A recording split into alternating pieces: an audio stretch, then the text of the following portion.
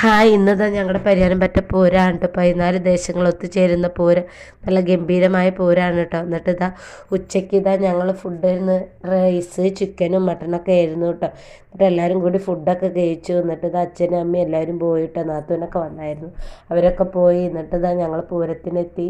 അപ്പോൾ നല്ല തിരക്കായിരുന്നു കേട്ടോ. പൂരപ്പറമ്പയ്ക്ക് എങ്ങനെയൊക്കെ പാടെ എത്തി. എന്നിട്ട് കാളുടെ അടുത്താണ് കേട്ടോ പോയിരുന്നത്. എന്നിട്ട് പൊന്നൂസും കണ്ണനൊക്കെ കാളിൻ്റെ പുറത്തായിരുന്നായിരുന്നു. പിന്നെ ഏട്ടൻ്റെ കുറച്ച് ഫ്രണ്ട്സാണ്, കുറേ പേരുണ്ട്, ഇത് കുറച്ചേ ഉള്ളൂ. എന്നിട്ട് അവരൊക്കെ ഞങ്ങളിങ്ങനെ ഫോട്ടോ എടുത്തപ്പോൾ അവരേനും കാണിച്ചതാണ്.